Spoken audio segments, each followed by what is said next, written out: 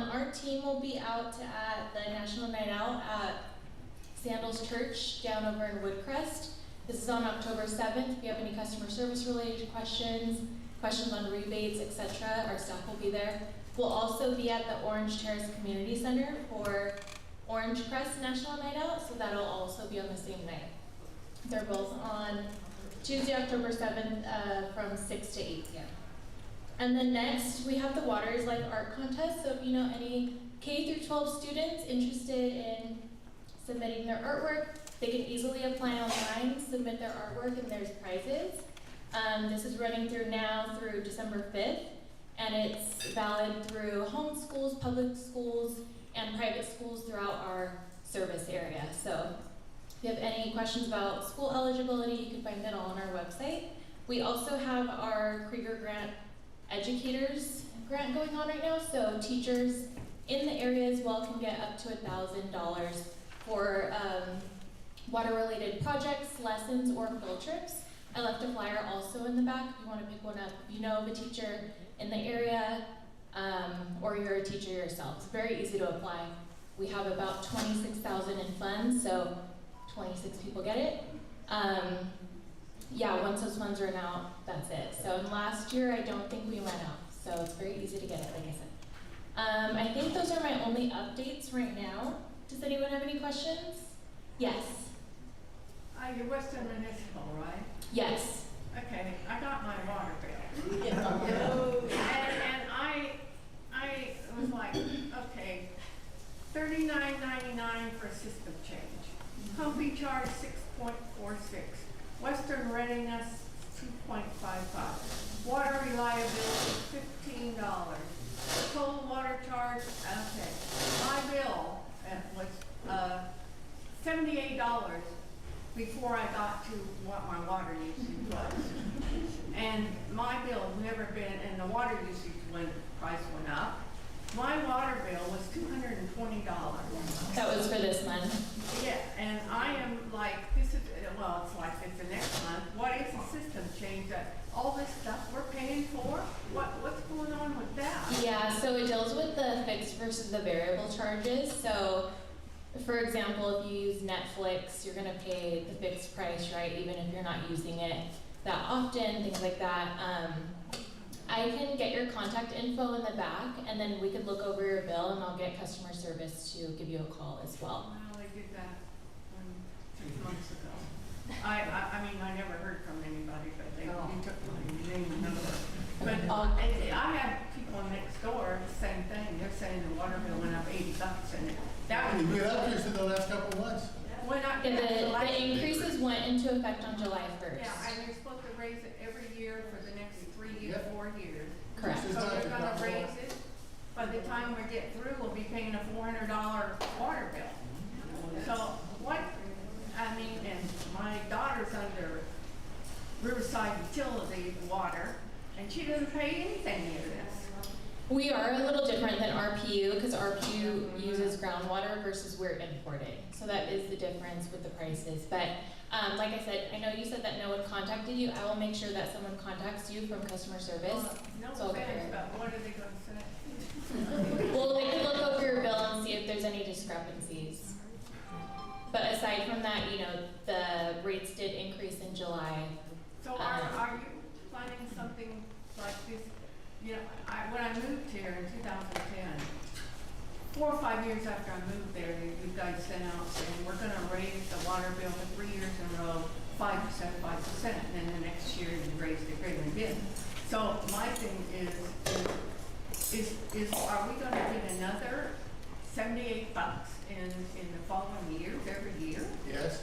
It's every 3 years. And then it'll go up again after that too. Did you show up to any of the meetings that they had to complain about it? Probably not, right? There were 12 people at the last vote. Well, and because we went to that other meeting, and I was talking to the CEO was making $300,000, you know, for retirement stuff.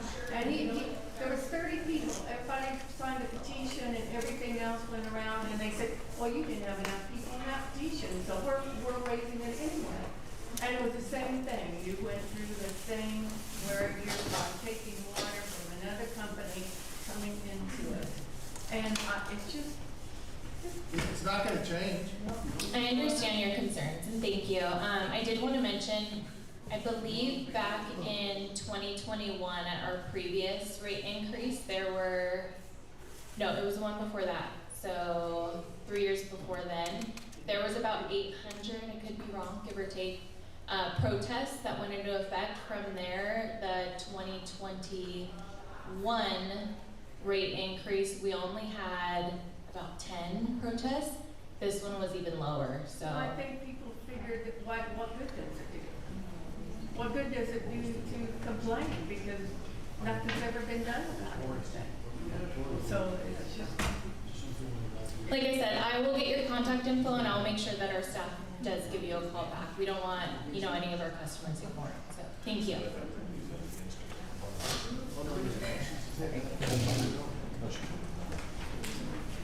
Okay, thank you. I think we have Lieutenant Merrill here from the police department.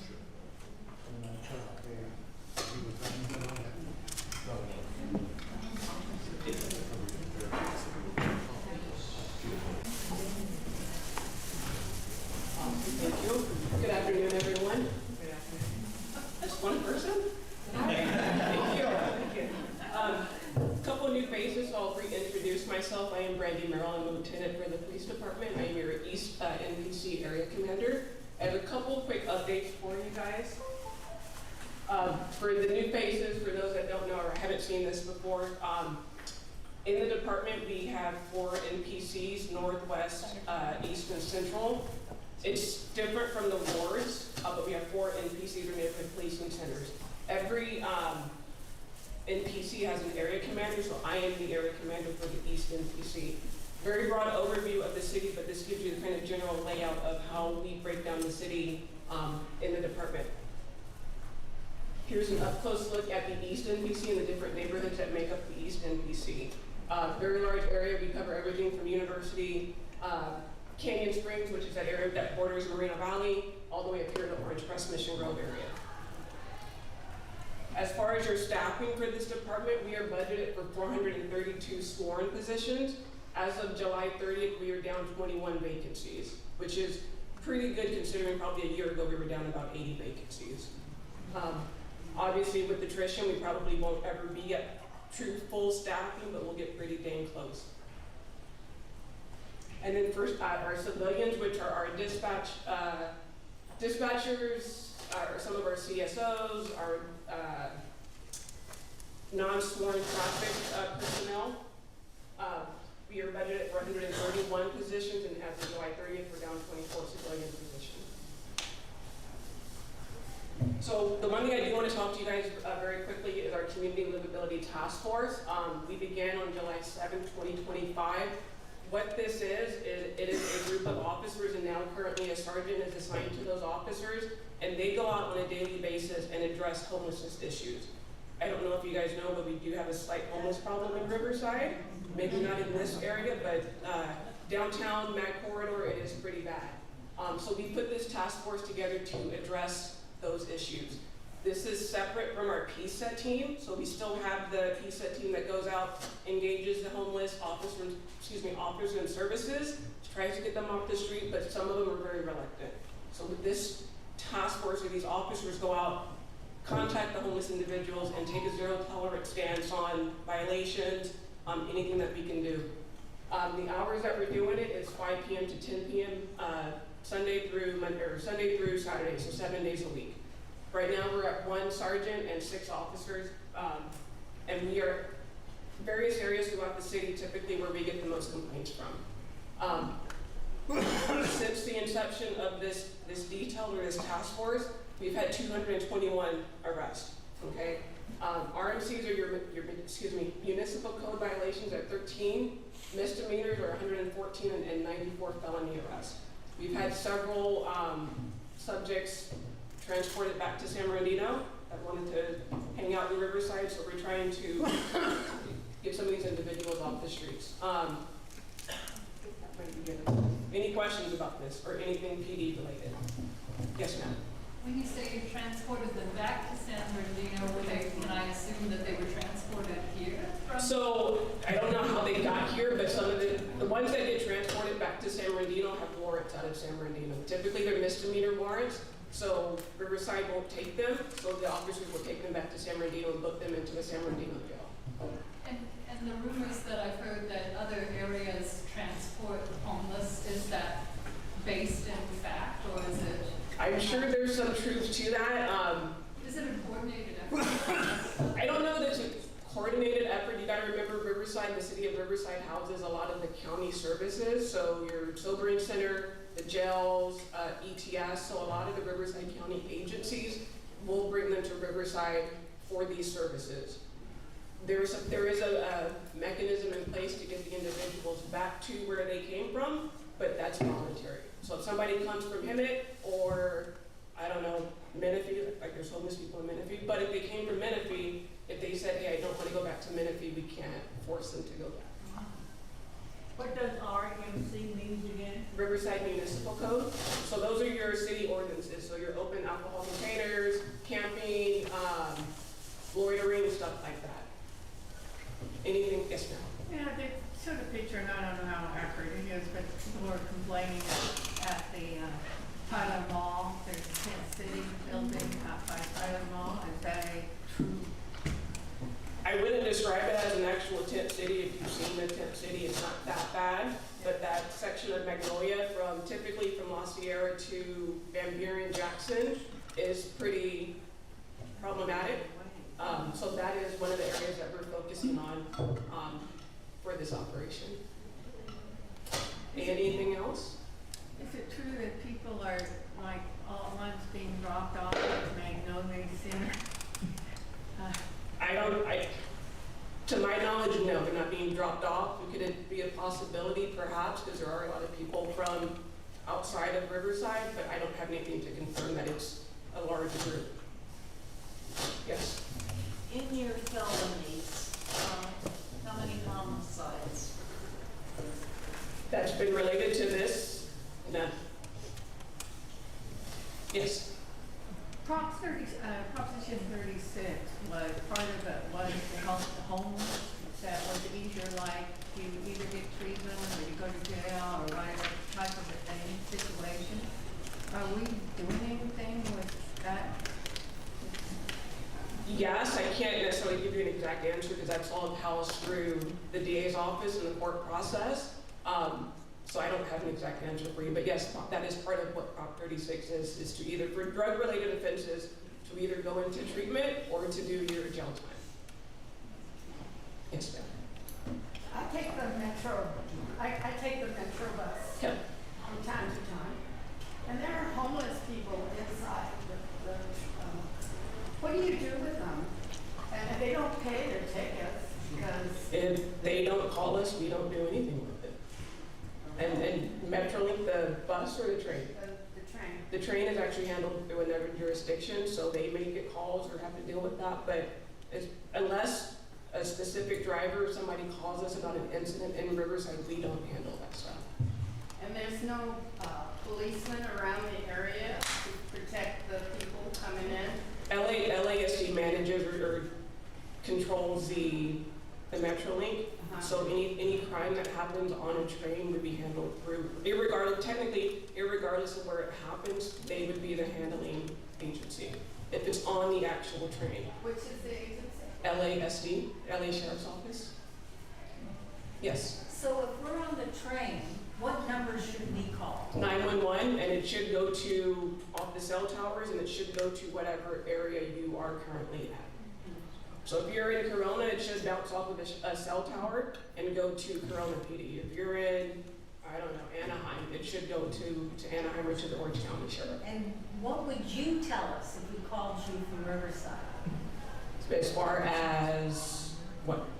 I'm 911 and there are homeless here that are acting out. Again, if it's at the station, then if it's in Riverside, let's say you call me off of the mission and in mine one. If it's at the station, RPD would come and handle that. If it's an incident that happens on the train itself, an assault or a disturbance, we would come out, but if it's a crime that needs to be reported, we would try to get LASO to come out and handle it because there's officers or deputies that are around. If they're unavailable, then we would handle it and kind of do a courtesy. It's called LA what?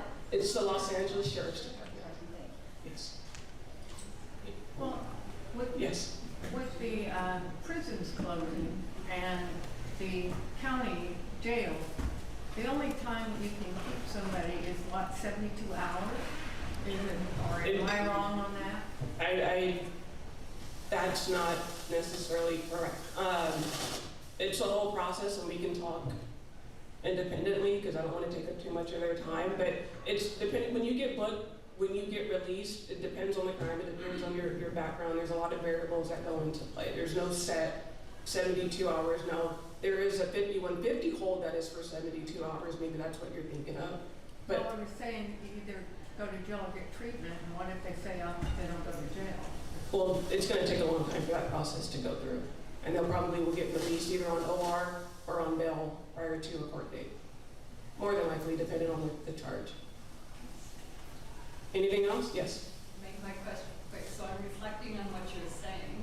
You're transporting people back to San Bernardino ostensibly because they're from another county, so you're able to do that.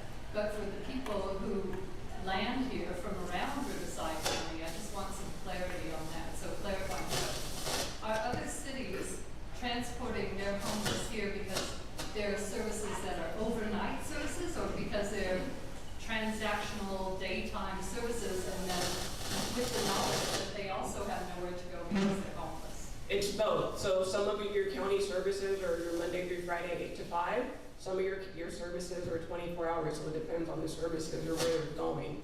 Again, there is a system in place that is supposed to get individuals back to where they came from, but if it's voluntary. We can't force somebody into a car and take them back. That would be kidnapping. So Riverside is the lucky recipient of all the county homeless when they come here for services. Congratulations, yes. I don't want to take up too much more time before I get kicked off, so is there anything else I can answer? Has ICE been around? To my knowledge, not recently. They were in Riverside probably a couple months ago.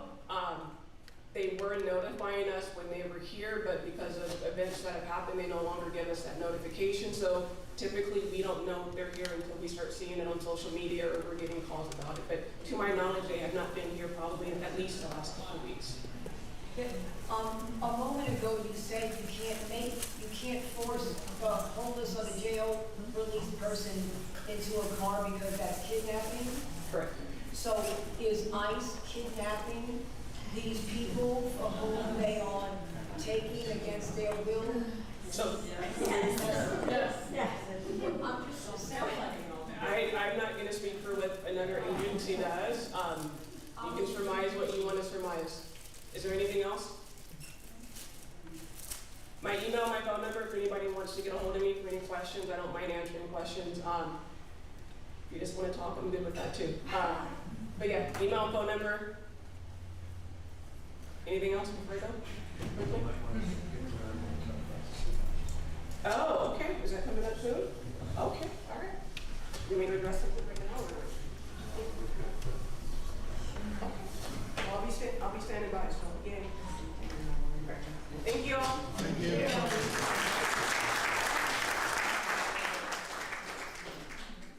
Okay, here it is, right here, isn't it? So, recently, we have found a number of semi-trucks from Amazon going through the neighborhood, right from coming into Mission Grove, down Cannon, and all the way down through the neighborhood and coming out at Canyon Crest. They're not even going back out on Alessandro from Cannon, they're continuing down. And they've been doing it in the middle of the night between 9 p.m. at night and 5 in the morning.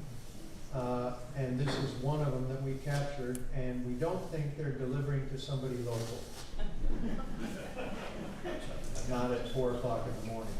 So, one of the things we're trying to get a hold of, if anyone knows who the operations manager is at the Amazon over near the Ben Clark Center, we'd like to get a hold of them and find out why they're sending their trucks down Canyon and avoiding Alessandro, and then coming out on Canyon Crest and going down Canyon Crest, which are both streets that they're not supposed to be on.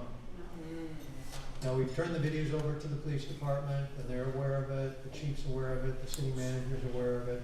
We keep monitoring it, but we don't see where, we haven't tracked them far enough to see where they're going, if they're going back out to the highway or going somewhere else, or why they might be avoiding Alessandro in the middle of the night. Well, they're probably trying to avoid the 215. Well, aren't they coming from San Bernardino now? Aren't they, the trucks coming from San Bernardino into Riverside and Paris? Well, They're not at the airport anymore. Yeah, they could be, but we've got the big Amazon warehouse right over off Van Buren, so we think they might be coming from there. That's why we want to get a hold of Amazon and find out. But the freight is coming from San Bernardino and it unloads at the San Bernardino International. Right, they unloaded San Bernardino, but that wouldn't prompt them to come through Mission Road. Who knows which street they And we've seen them, and they even come through, what's weird, is they've had several tractors come through that didn't have trailers. In a 30-minute period, I captured 8 semis on Alessandro, coming down Alessandro. So what I would like everybody is, if you have a picture, or you have I have a little camera in my car that takes the video. You have a video or a picture, or just write down the date and time. We want to collect all that. The police are trying to stop them. The problem is it's a municipal code violation, so it's $100 that the driver doesn't pay and he gets no points. So he has absolutely no reason not to do it again. But if we get enough data, I know the city manager said he's talking to the city attorney. They're going to try to make that fine a little higher, a little bit more teeth. But what we'd like is have all the data so that when we go to Amazon, we can say, here it is. And what time did you say that it is? Well, like this picture, we had in 18 minutes, three Amazon trucks went down Canyon at 5 a.m. At 5 a.m.? Right, but they also go out at 9 p.m., 10 p.m. I jumped in my car, my wife thought I was, she said, stop chasing trucks. It's the dog in me. But, I followed an Amazon truck. He went all the way down Cannon to Southridge, which is the road just before Alessandro. Went down Southridge, turned onto Wilding, and then went down to Canyon Crest. I was putting the signs out for the meeting. I was parked at Central and Canyon Crest, and there comes a semi barreling down through the light down to the university. So yeah, I mean, we should be able to get a couple hundred sightings. Laura, in December, sent a bunch, and then I've sent a bunch. So if we can get the more, the merrier. But the city is aware of it, and they are trying to work on it. So what we would like is the fines be set by the net worth or the gross income of the trucking companies or the owners of the trailers, like they do in Germany. They base the fine on your net worth. So if you're not worth much, you get a fine of $100. If you're worth millions and billions of dollars, you get a fine of $20,000 or more. So that would get somebody's attention, right? Instead of fining them $100. But we're working on that, so if you have any sightings, please let us know. Send us the photos and the time and date that you saw them. Okay, we've got a bunch of neighborhood block party kits. Well, yeah. What's the level of authentic backing that you have from the Riverside City Council on enforcing something with Amazon, which would ostensibly be a big taxpayer to the county? How much are they willing to go against Amazon? We don't know yet. We just discovered it, so we just Because Amazon has clearly made a calculated risk that, as you noticed, the fine isn't worth even noting, and they've made this a well-known fact. I went up to Ralph's the other night in Mission Grove, back to my parents in Canyon Crest, and I was talking convoy. Now it's making sense of 4 trucks. And that was at about 9:30 at night.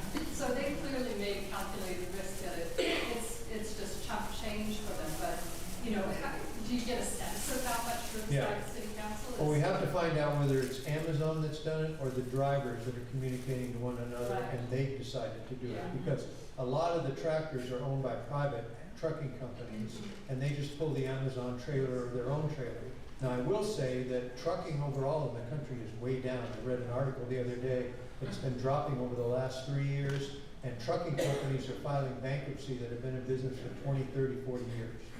So the trucking business is down as much as we might think that it's up because of all the Amazon orders.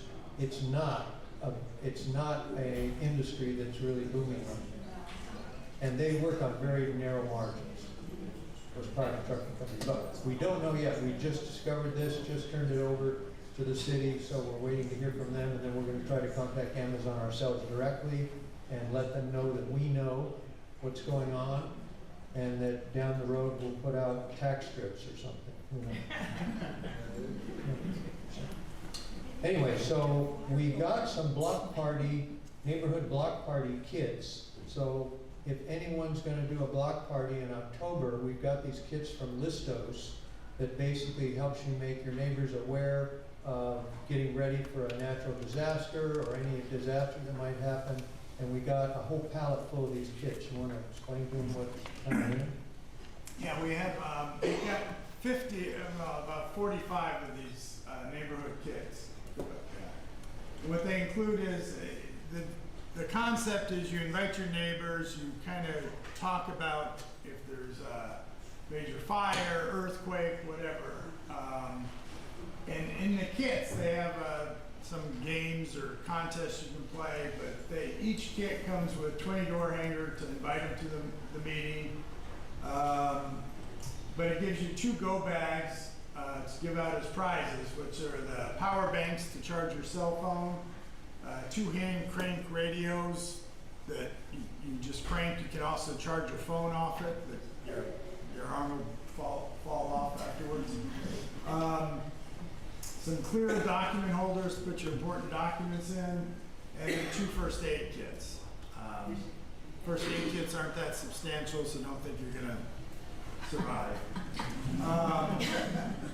But the main thing is it gives you some disaster guides, pocket cards, and it just gives you, everybody kind of knows what they're supposed to do, but it just gives you a little bit more to understand. It reminds you what you're supposed to do. And yeah, they're free.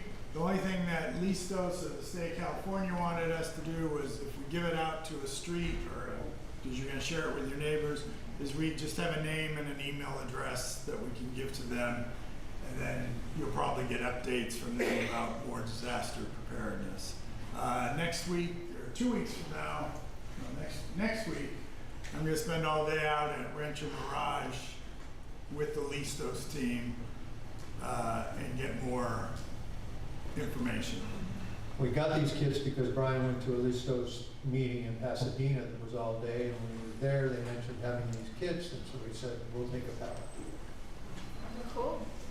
So, if anyone knows anyone that's doing a block party or something, these are available. We Yeah, just ask that if you want them, Lauren has some 3x5 cards. Just write your name, address, and then I'll deliver the kit. Is this similar to the meeting that's going to be at the Woodcrest Library this coming Sunday? I don't know what meeting that is. No, there was one last Saturday. No, there's supposed to be one Sunday I don't. for community organization. No, that was Saturday. You missed it. It was great. Wish you were there. Yeah. No. We had the Riverside Neighborhood Engagement Workshop. That was on Saturday, and yeah, we handed out some there too. So, and again, you don't have to have a big formal group. You don't have to have. All you need to do is say, "Hey, I'm going to talk to my neighbors, and I want to give this out." So, I mean, they're really pushing it because the state doesn't know how to get these into the hands of the citizens. So it's a good reason to have a neighborhood barbecue. There you go. Right. Okay. Burn your steaks, you got a first aid kit.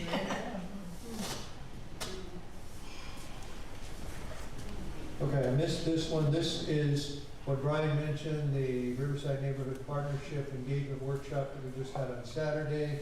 And the Riverside Neighborhood Partnership is having their annual awards night in November 8th. So make you aware of that. It's $30 for the gala to go to that, and it will be same place it was last year at the Masonic Lodge right over here on Central.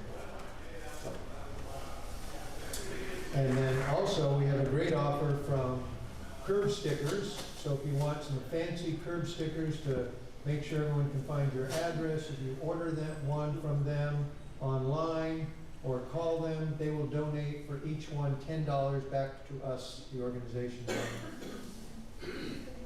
So you can get a custom made. And again, on this, if you go to the website, you type, they have like 15 different fonts for the numbers, and then they have a whole bunch of little pictures that you can put on there, like, you know, the Angels or the Dodgers or whatever.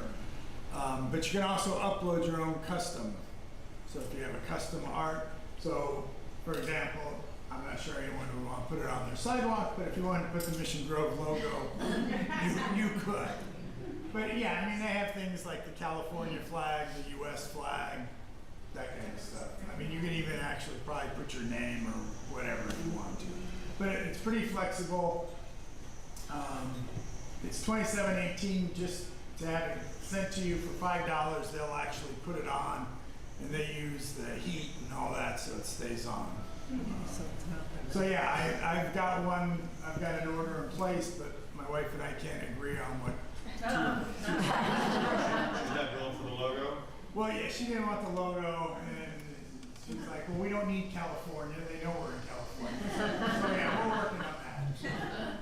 One of you got the right side, the other one has the left side. Okay, the Kmart project, as I mentioned before, is now being presented as 180 units. We don't have any other update on that yet. It's been, from what we understand, submitted to the planning department of the city. But as I mentioned before, that's a gross reduction from the 347 units that we started with over a year ago. Now we're down to 180 townhouses with garages. Wow. And most of them are 3 and 4 bedroom, which we need desperately.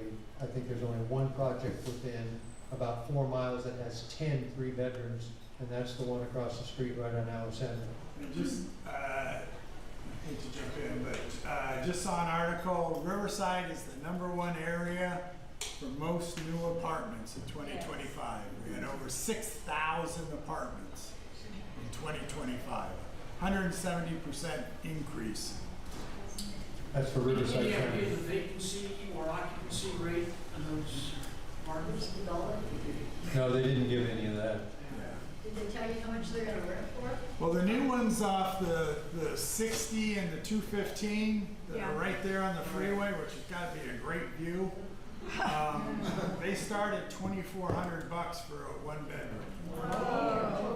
And they go up to like, I think they're 3,900 for a 3 bedroom. 3 bedroom. And the air quality is included. No extra charge for the good air quality that you're gonna have with it. And that's 1,200 units. And this is with the new developer, right? This is with a new developer in Newport Beach. The lady who owned it sold it or somehow traded it or whatever. Well, I don't know if they've actually transferred it yet, but they've submitted plans for it, so. We were, gonna contact them at You know where the developer's located? Newport Beach. We were gonna invite them to come and speak and talk about the project. What's in the middle? That's pool. Meeting room and pool and clubhouse. And the dog park, don't forget the dog park. Yeah, It's off dog to the park. side.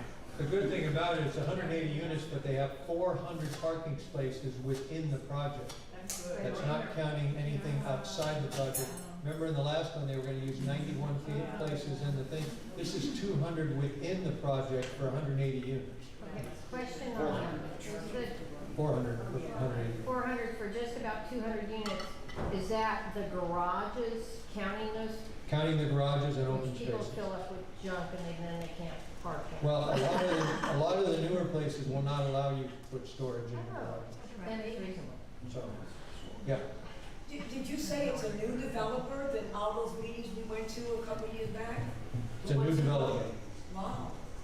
Why did the former one give up on I it? have no idea. Because 165 of you showed up to a meeting. Scared them all. Yes, ma'am. These are all rental or lease, you can't buy into them? Well, we understand there are gonna initially be apartments, but the way things are built now in most of California, you build them according to condominium standards. So it's just like the project across the street that was apartments for like 10 years and then they turned around and sold them as condos. My guess is they'll do the same thing here. But what's nice about these is they're really set up for being townhouses with garages attached. They're a lot more appealing than just stacked apartments. But from what we understand, they're gonna be apartments to start with, but we don't have confirmation. And we don't know what they look like inside. Inside, you want to tour? I've got the outside. I know the rendering. outside, but what does it look like inside? There's the outside rendering. Probably carpet is walls. The washer and dryer? Yep. There's the Quick outside question, rendering. will they have their own security? Because that parking lot is jam-packed now that fitness center, and I don't know how long they're open, if for 24 hours, and it is packed to the gills. Are they gonna have their private security?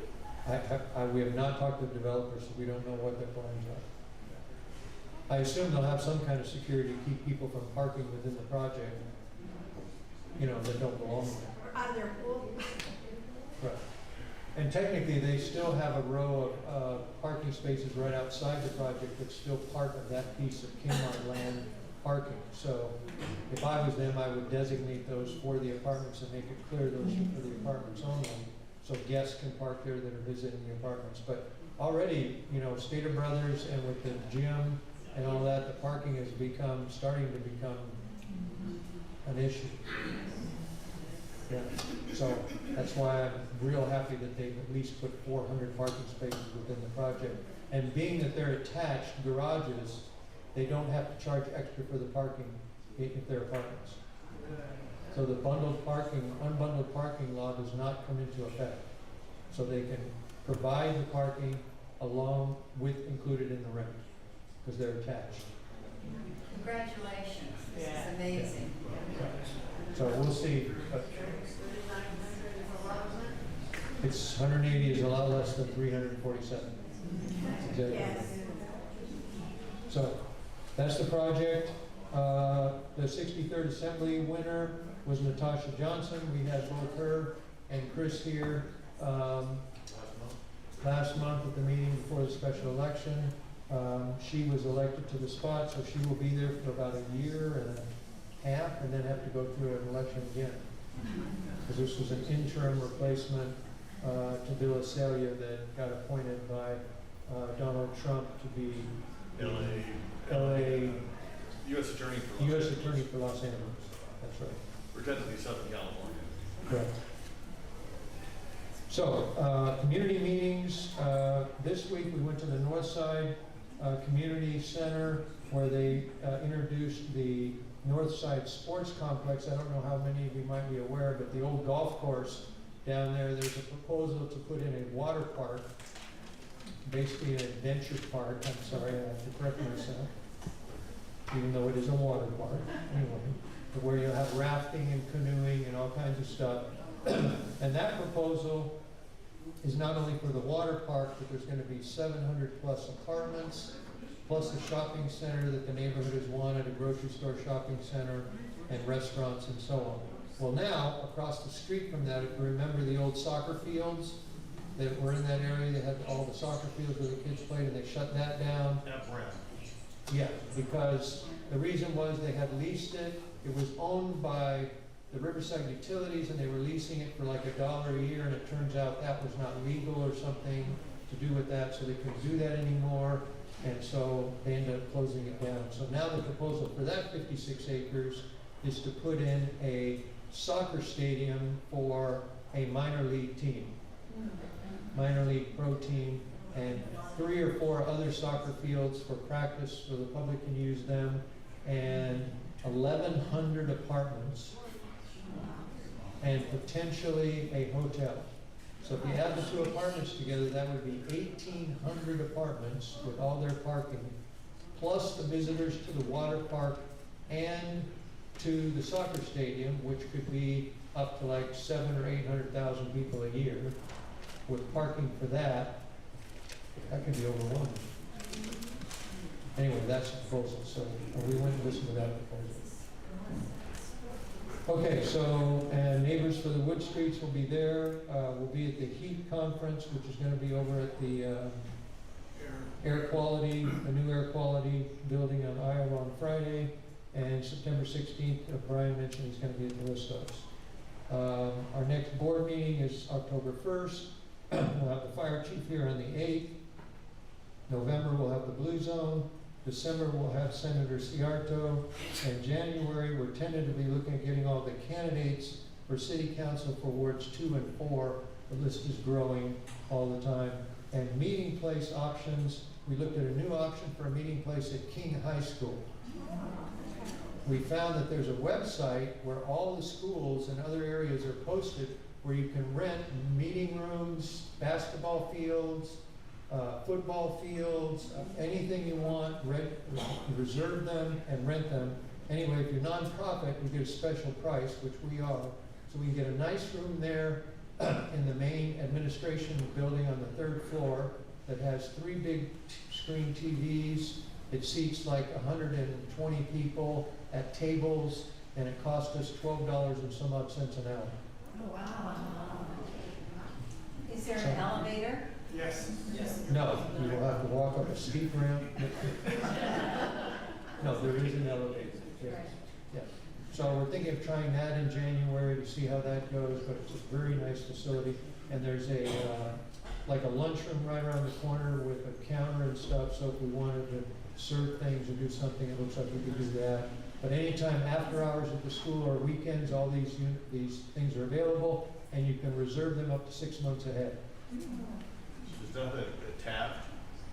Taft is a lot more expensive, the elementary schools. Taft is $52 an hour. 52 an hour instead of 12. So we'll become high school students instead. Go back to school. Okay. But we do need an insurance policy, so if we have any insurance brokers. Yes. We need a liability insurance for the nonprofit. I'll look into that. Yes, we do need an insurance policy for that. So with that, that's all my announcements. I see Clarissa is here and ready, so I will introduce Clarissa Cervantes, our city council member from Ward 2. She's got some things to share with us.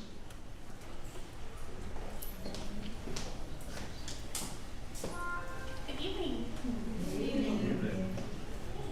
You're up to PowerPoint. Should I stand there? I'll stand there. Okay. Oh, wait, right. Oh, yes.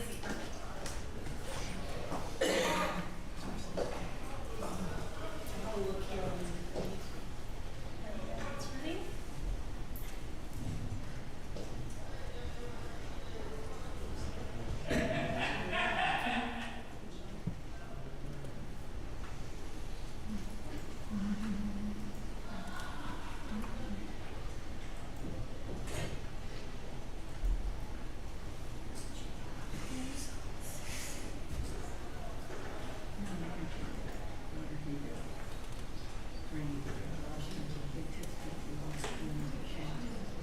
Clarissa, while you're waiting, could you tell us what's Ward 2 now?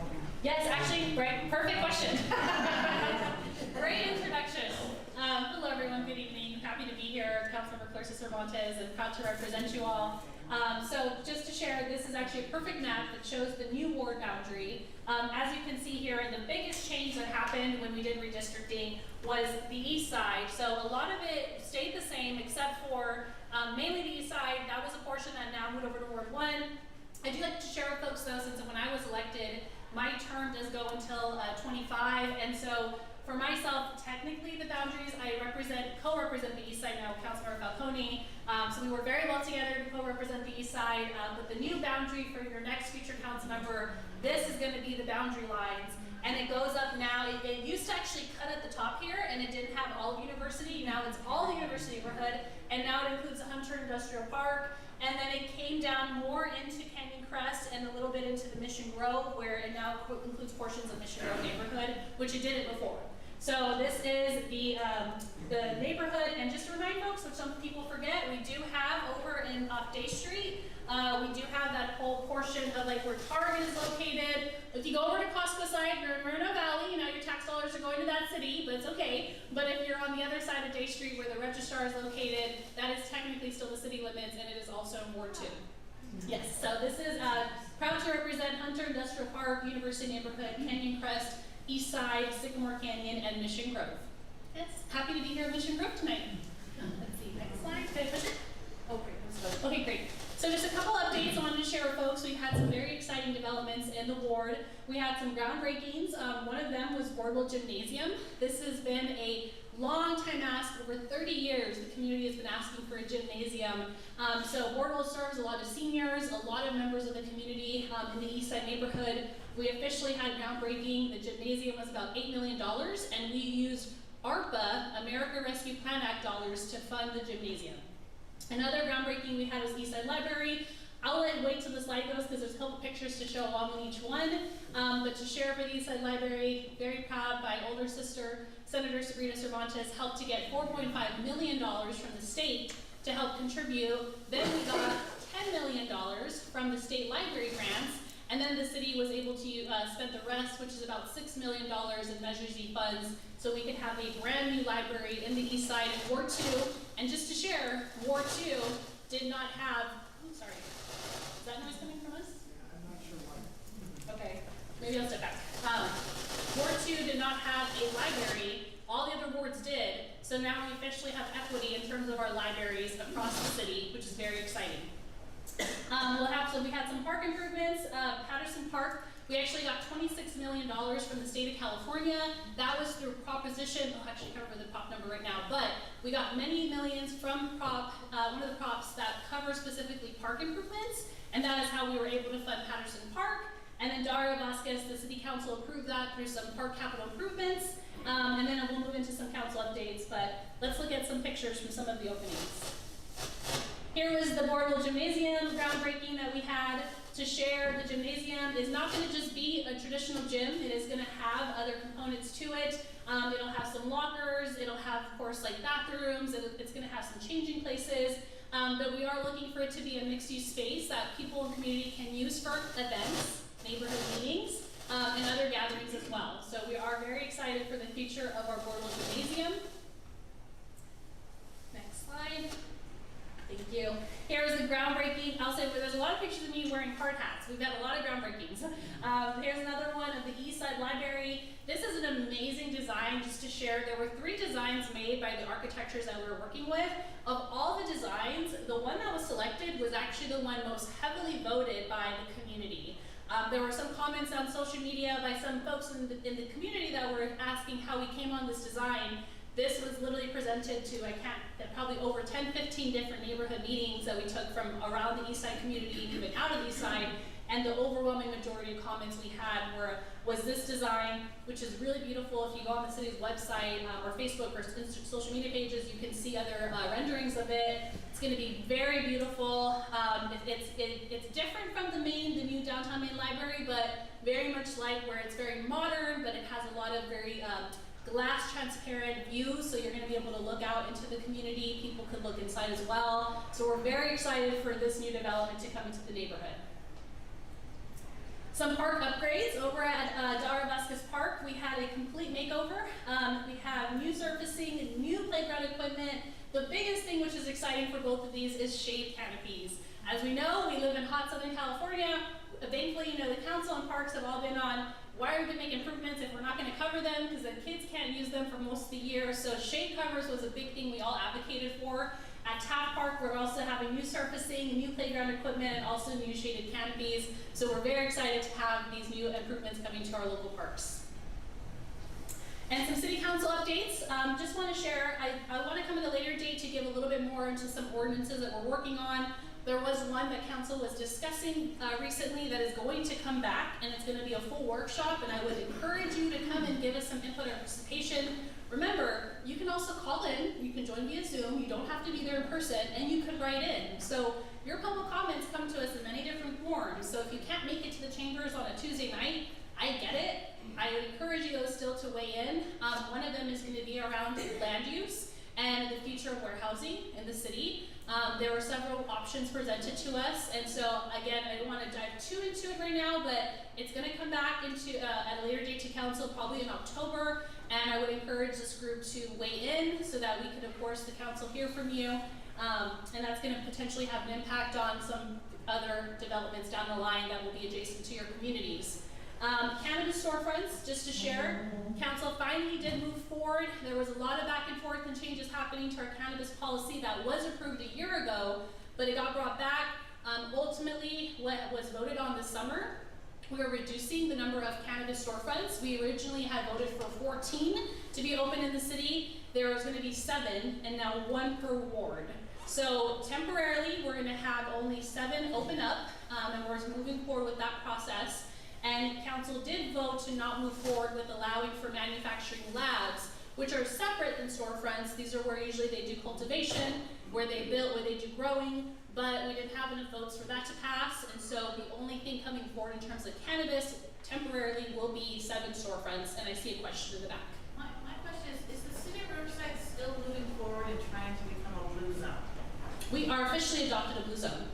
Okay. Are Yes. we able to retain that status if we have cannabis storefronts or cannabis manufacturing? Yes, we can. Yes, that doesn't impact our blue zone designation. They give you extra points for that.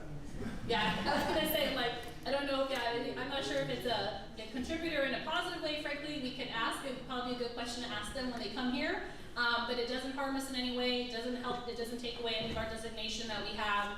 And you know, I'll say that I personally from the beginning always supported us having 14, but I always believed we should have had 2 per ward, where we had equity and we made sure we didn't have an over concentration of them in any specific ward.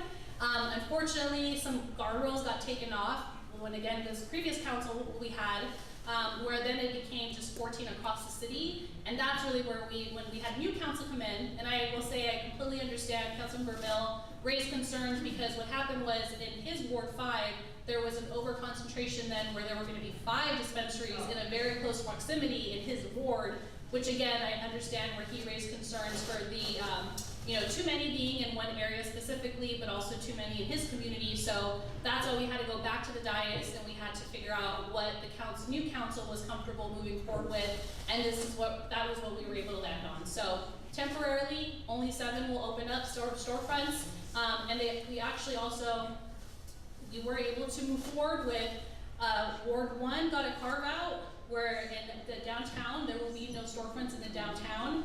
And also over in Ward 3, there was a carve out where there won't be any in the Riverside Plaza area. So those council members requested for those specific communities that they didn't feel comfortable seeing them get implemented, and we were able to negotiate and agree to that. And for future plans, again, there's many updates happening in the city, so I don't want to take over your whole meeting, which I could easily do, but I will just say, I'm happy if there are any specific items you want me to come back to speak on. I'm more than happy to tailor this presentation to your needs or your, any pressing items you want to learn about. But I just want to say, as always, I was very happy to see the developers from the Kmart come back to the table and be willing to reduce the number of units.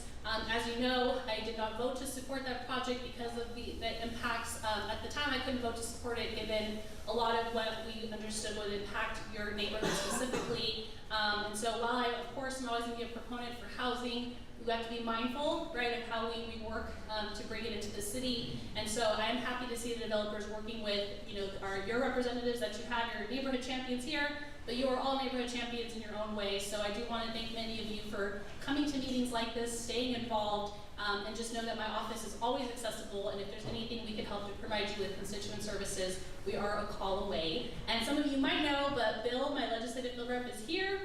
He is my full-time, he's the guy waving his hand in the back. So feel free, we have contact cards, but if there's anything you need from our office, just to share, we had a windy day the other day. There was a bunch of pine needles and things all over the streets. We were driving the streets, reporting, calling them in.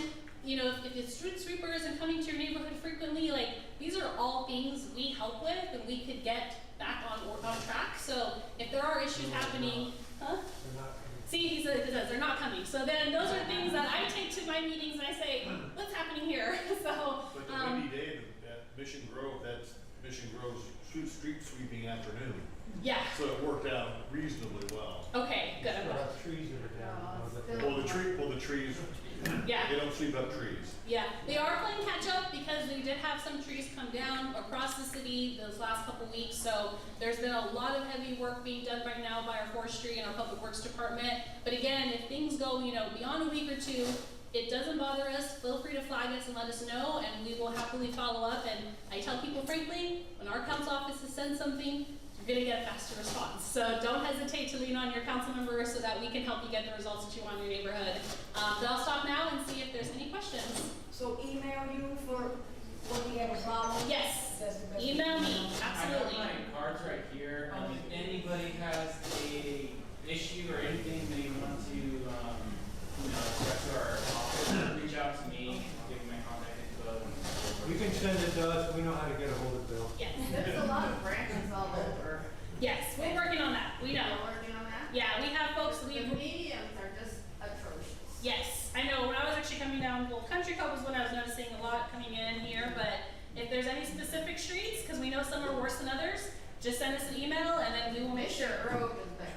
Okay. Well, tomorrow then we have time. We're actually going to be doing a ward drive. We do a ward drive just to share about 2 times weekly, if not more. So we'll do a ward drive tomorrow and we'll report the stuff that we see. There's a big tree down Alexandria. Okay, gotcha. Yes. Yeah.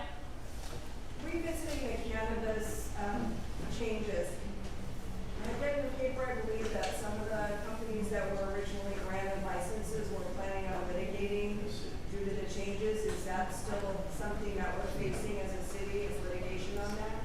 Yes, and there was a recent ruling, so I'm going to share an update. I believe it should be okay because it happened to the Supreme, you know, the courts, and it likely is public, but I will say there was one of the ones that we did have the filing.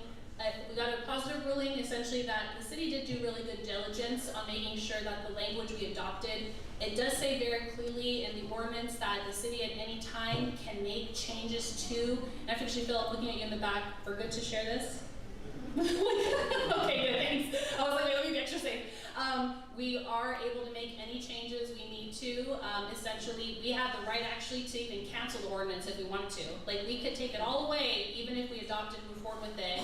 So we did have very clear language input in place before people applied. So essentially, we got a positive ruling that it looks like we are going to be okay and hopefully not having to face any, you know, negative payouts, lawsuits. But I will say this. I made this comments on the dais, and I'll say it here. I do think it's unfair what happened to the other proponents that applied.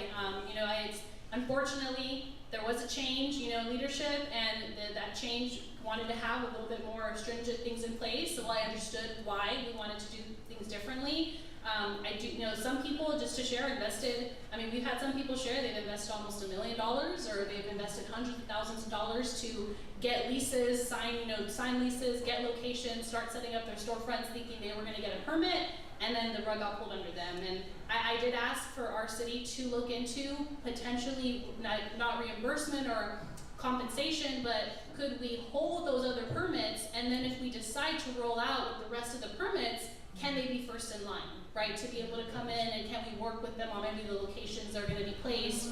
So we are still exploring some other options down the line, but they did move forward with, some of them did move forward with filing litigation. So far, it looks like the city is going to be in a strong position to defend itself. Yes, sir. Were you here for the Brian's show and tell with the Amazon trucks rolling through Cannon and over Alessandro and all that? I did. I came in a little bit late. Well, apparently we're having a number of Amazon trucks from 9 p.m. to 5 a.m. Okay. Up Alessandro, Mission Grove, Cannon, through the neighborhood, and then out onto Canyon Crest, and then down the hill. Okay. And they said, well, it's $100 fine. I would think that if the city council said, well, that's a municipal ordinance violation, or say $10,000 per occurrence, that might get somebody's attention, and then you can with that kind of a fee, you could put some patrol cars up there so that you Yeah. can flag them, turn them around, go back down to Alessandro to the 215, and a couple of times, they start getting $10,000 fines. That'll get people's attention. Yes. Even Amazon will not be happy with 10 or 15, 20, $10,000 fines in one day. Yes, and that's where this is part of where I will say that land use item that we were looking and discussing, part of what it was exploring was how we can have stronger enforcement on cut-through traffic for trucks going through the neighborhoods. That has been one of the biggest reasons I've been opposed to the warehouses, of course, adjacent to our neighborhoods and communities. I haven't voted to support the expansion of them, the ones that have all been down here in Sycamore, because of the cut through, and we haven't solved it. We haven't been able to hold people accountable, and if we can't hold the current ones accountable, why are we going to add more? The challenge, just to share, so we have been in discussions with our Public Works Department. They've actually been in conversations with Riverside Police Department and even CHP. The challenge is CHP, it's not their priority jurisdiction, but there used to be a task force that actually pre-COVID was working on being more stringent on citations and cut through. When COVID happened, it dismantled essentially, and so we've been trying to figure out how to bring back and create a task force to address that specifically. Again, we're exploring options. Unfortunately, I don't have an answer yet on how we can really hold them accountable. The biggest issue we've heard from is when we've tried to issue a citation to the driver is saying, well, I'm only doing my work for the company, so it's like, how do we issue a citation to the company? Which I think that's who we need to really more so hold accountable, because the drivers that are always going to say they're just doing their job or they were following, the Google Maps, but that they're being told they have to get there by a certain time, but it's the company that's pushing them, right, to take these shortcuts and whatnot. So we have to figure out a solution, and we don't have one yet, but this has been something that we've been discussing at the council level. That would be the perfect opportunity for the traffic cams that we bought 20 years ago that got shut down, and you could make the ordinance exclusively for commercial trucks. Yeah.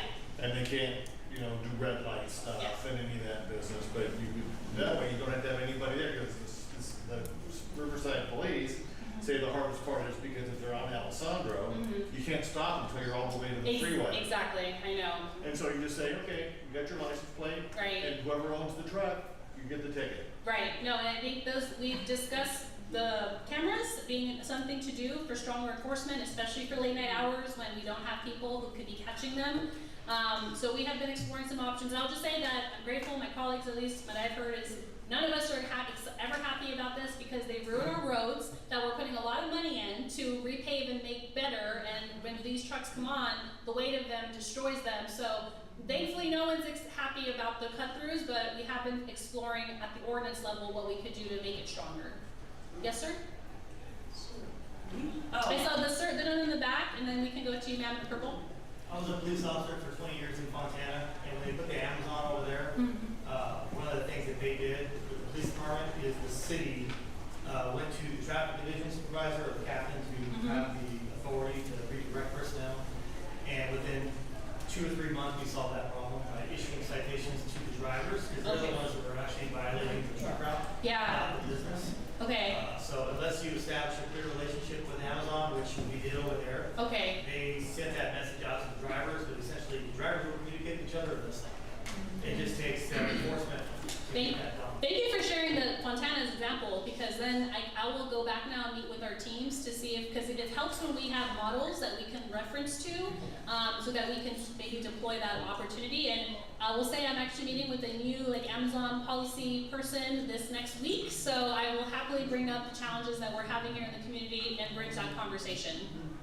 Yes, ma'am, and then with the glasses after. Yeah, I understand that March JTA, when they build warehouses, they're supposed to be putting money funds in for enforcement.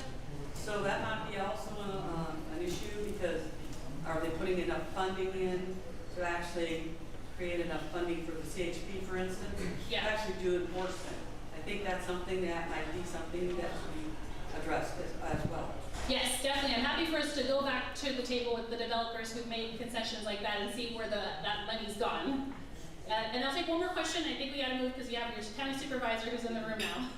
Yes, ma'am? So to go up what you said, I work for the county for the traffic division, and we do truck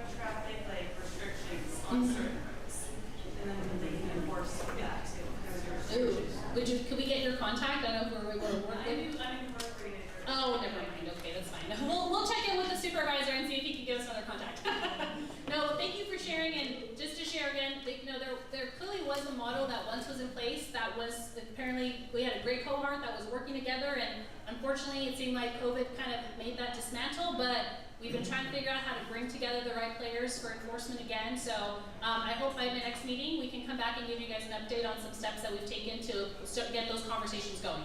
Yeah, but thank you for having me tonight. Would you like, maybe Brian can send you or Bill a bunch Yes. of those pictures? Oh, yes, So you please. can just start laying them out here. This is from 9 to 5 one night. Yes, that helps. We've also done, just to share, there's been times where the traffic team has gone out, or my team, to do counts, where we've gone to count how many trucks are cutting through a neighborhood, or how many of them are idling where they're not supposed to idle. So we do go out there proactively, and if we get calls, we go out in those periods, and we've done monitoring ourselves to make sure we go back with the data. So we're never again above going out to the ground and seeing what you guys are having to live through. So, but thank you for the time today. As always, my office is accessible to you. I hope you have a great night.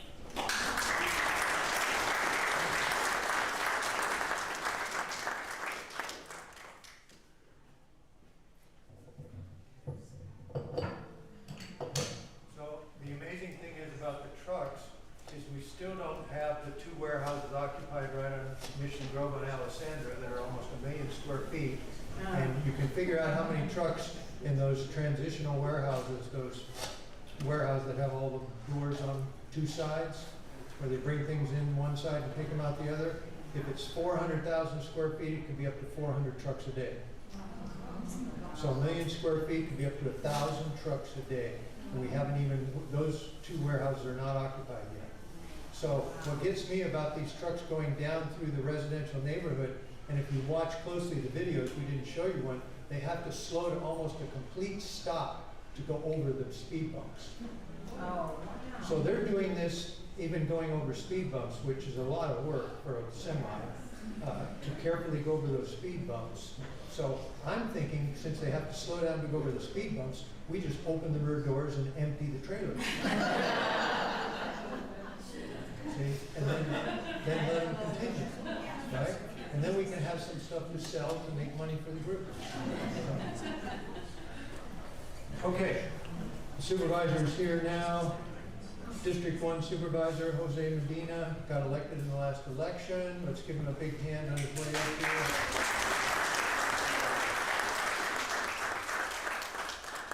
Those of you that might not know, he's a UCR graduate. He was an educator for years with the Riverside Unified School District. He was California Assembly representative for District 61 for a number of years. And here is his district, so everybody knows which one it is. Yep. Thank you. Thank you. Good evening. Good to be back. I don't think I've been here since I was campaigning. Recognize a few people here. It's been now 9 months, right? 9 months since I took office as the supervisor for the first supervisorial district. I want to introduce a couple of my staff members. Emilio Ramirez, if you can stand, is my chief of staff. Emilio had worked for the county before, then he went to the city, and I brought him from the city of Oxnard to be my chief of staff. And also Lorena Husband. Lorena is one of the newest members of my staff, and Lorena is a legislative assistant. So, yeah, 9 months in, it's been an education. One of the first things that I did was lead the effort to shut down the warehouse project over here.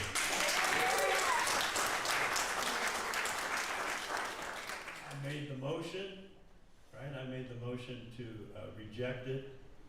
Didn't know how it was going to work out. Didn't know where my colleagues were. You know, I think it's a tribute to all of you, all the folks who got together, 500 strong, right? I saw when it was when I was not on the dais, and I guess I was campaigning, and I saw it in Moreno Valley, 500 folks, and then I saw it sitting at the dais. And what I said was that I didn't see any difference, right? I didn't see any difference in the plan from when I had heard it a year ago and what I was hearing what I was hearing when they presented a few months back, right? So I am proud of that effort. I think it was the right thing, and I'm glad my colleagues joined me in rejecting it. Some of you may know that it's not totally gone, right? It's not totally gone. It's like the Bills in Sacramento, they're never dead. They can always come back. And it's not totally gone, right? There's still conversations going on. Hopefully they'll have better conversations with the neighborhood, with the neighbors. I did have a meeting with the developer, and I said, if you bring back the same plan, why would you think that there would be any different outcome? And as you probably already know, right, it moved from then March Joint Power Authority, who rejected it this last time. There were 2 members of the County Board of Supervisors, myself and Supervisor Gutierrez. And now that land usage power shifts from the March JPA to the Board of Supervisors. So all those kind of decisions will now be made by the Board of Supervisors. But again, I think it's a tribute to all your hard work, your organizing, that was stopped. As I met with people and as I campaign and when I go places, I still believe that government has to be responsive to citizens. And that has always been why I have run. I've always felt that government can be for positive change. And I think that was a good outcome. And my wife said if I had done anything different, I wouldn't be sleeping on the couch. I would have to take the couch outside the house and sleep on the couch.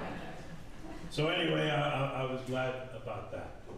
And I hope that at least for the time being, you may be happy about that. I think it was a win for the community. So nine months in, there's certainly challenges. The county faces challenges. We talk about land use. You had the city councilwoman here. I finding out that I am sort of like the council member for the unincorporated areas. For the unincorporated areas that I represent, High Grove, Mead Valley, Good Hope, and I am their government representative, pretty much. Right? There is no city council, there's no mayor, so they come to me, they come to our MAC meetings, and I'm glad I have a very good staff to help me with some of those issues. I'm having this Saturday, I'm having a women's kind of health fair out in Mead Valley. We're going to have the different departments from the county there. The Blue Zone will be there as well. One of the first community events that I do in Mead Valley. I hope it's successful. Mead Valley also is the home for the Wellness Center. Something that started before I got there, but I was there in Mead Valley. The Wellness Center is different buildings, different facilities, addressing a different mental health, and it's going to be a great addition to that area. When I was in the State Assembly, you may know, I helped bring the UCR School of Medicine, and out in that area, even more of a shortage of health doctors. So the Wellness Center got kicked off, and it should be completed, I think, within the next 2 years. I just got back from a reception right now, before coming over here. Met the new UCR Chancellor, Dr. Jack Hu, who comes to us from University of Georgia. I got to see Dr. Dees, the dean of the medical school, and I shared with her that I had recently got to see one of the regents, one of the UC regents, and we talked about the need for a UC hospital out this way. I think whether it's UC Irvine, UCLA hospital, those are some of the top-notch hospitals. And I don't know if you're aware that UC Riverside bought land across from the Registrar of Voters to begin what could be the beginning of a UCR hospital, something that I think is much needed. So that's good news. We had budget hearings. We had, for the first time, the county brought together throughout different parts of the county hearings where we took input from whoever showed up to hear what their priorities were. Mine was the very first one. Mine took place in the county building, had good turnout, and got to hear the ideas from many, many people as the county put together their budget. I wish the economic picture was better. It's not, right? The county is facing about a $60 million budget deficit. There's a freeze on hiring right now, and but I know that the county is in good shape and is going to weather the storm. Working closely with all the cities, with the cities that I represent, Gerupa Valley, City of Riverside, the City of Paris, working closely with the mayors, the city council members. I tell Riverside that this is the first time that the City of Riverside has just one supervisor, first time ever. Sometimes it's been up to 3 different supervisors. So I tell Riverside that I am Riverside's supervisor. That's a little bit about of an update, and I'm ready for questions. Do you have any thing to do with the airplanes that they want to bring in more planes? I may not be saying this right. Yeah. Help me out. What is it? They want to bring in what is it? Yeah. So I have not yet. It has not come yet to the Board of Supervisors. But if there's such a plan, it'll come to the Board of Supervisors. Correct. But we haven't seen it yet. But all right. I'll be ready. I saw on TV, I think in the last day or 2, that you all approved a housing development at Big Bear Lake. Amelia, do you remember that? It just happened. Well, Big Bear Lake is outside of Riverside County. Oh, I didn't realize that. It's San Bernardino County. I apologize. All right. Okay. No wonder I didn't know about it. Okay. All right. Yes? There's a project about 4 miles from here called Arroyo Vista. It's a housing development. The developer says that the homes are 1.5 acres, but half of the acreage can't be built on because it's an Indian cultural site. So they're requesting that the county change the zoning. Yeah. From the zoning is now 10 acres, and they're requesting that 132 of the homes be built on 10,000 square feet. That's 33 times smaller than is zoned now. So you said it's 4 miles from here? Correct. Is it inside the city of Riverside or? No, it's the county. That's why I'm thrilled you're here tonight. Yeah. All right. It's in the Woodcrest area. And they're asking for rezoning. Oh, for sure. And needless to say, we're not happy about the zoning request. Even though they keep saying it's an average of 1.5 acres. It's not. I mean, it's an urban development. And we're county country. Okay. Well, I do hear a lot of those, throughout the county, we are hearing from folks, you know, with the same concerns. Yes. Well, I'm asking if you will look into this project, because it will come before you, Yeah. even though I understand,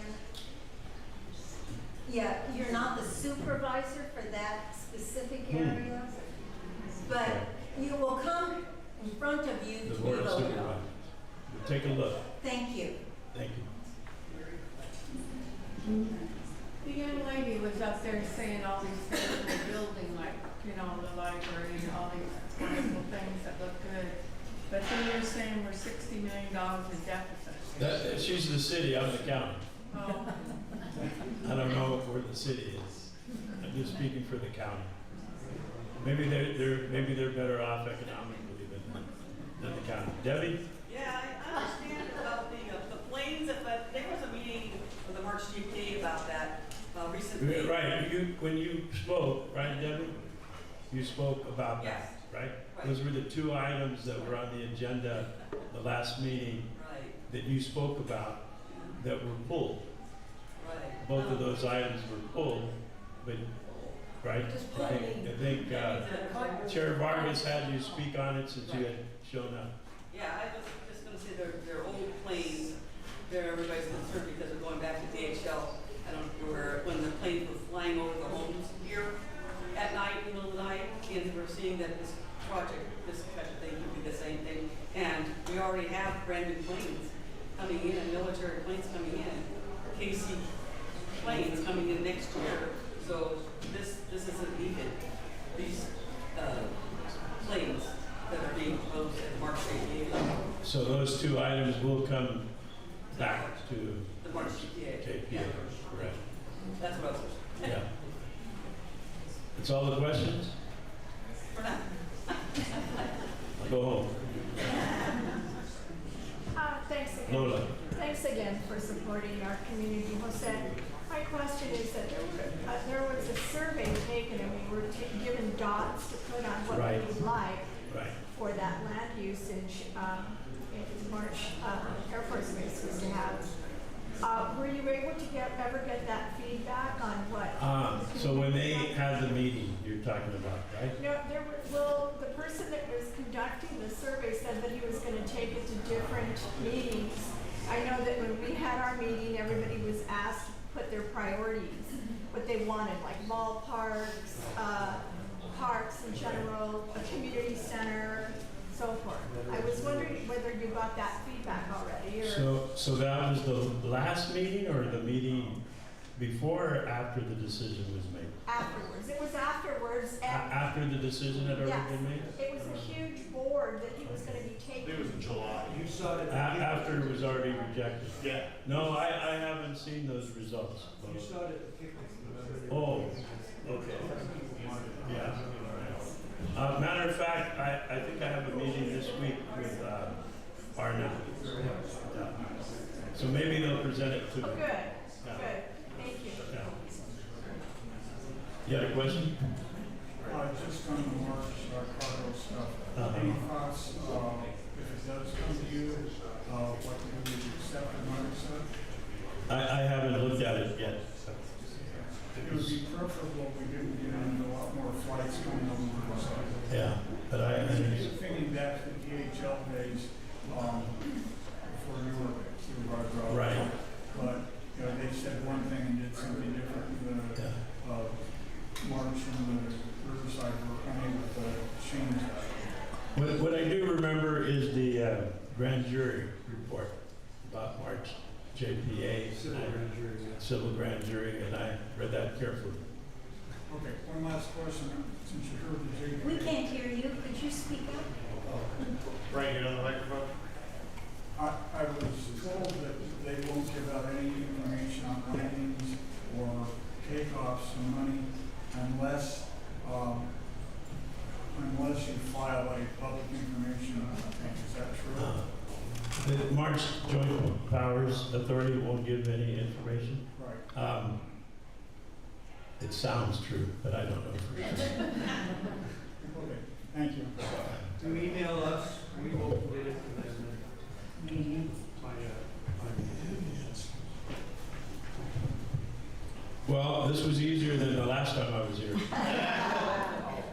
Yeah.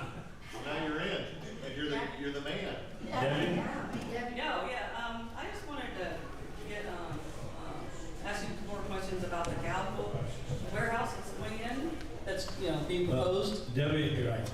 You know, with your language, right? Nothing has been approved yet. No, I'm just saying, it's being proposed. Right. And they'll be going before the Board of Supervisors, probably in the next 3 or 4 weeks. So we would like to get been told that when it's exactly that's going to be going before the Board of Supervisors. Because a lot of times, a lot of this stuff is not being told to the people that are in our area, so we aren't even aware of when the meetings are coming up until like 3 or 4 days ahead of time, maybe five days ahead of time. And so we need to know ahead of time on these other projects. Basically the ones that are going through the foundation general plan amendment, the 1,100 acres outside the industrial corridor. And we're very concerned that all of this land, and a lot of its habitat area, is being proposed for huge, massive warehouses. And all these trucks are going to be on Galville Road, and a lot of people are bringing up the fact that these trucks are going to be already going in their neighborhoods, through every area here. It's Mission Grove, Alessandro, Orange Crest, and these trucks that are coming into Mead Valley, being proposed for these huge warehouses, over 1 million square feet. These are concerns in our area. They're bringing up, could be 10 warehouses, 20 warehouses.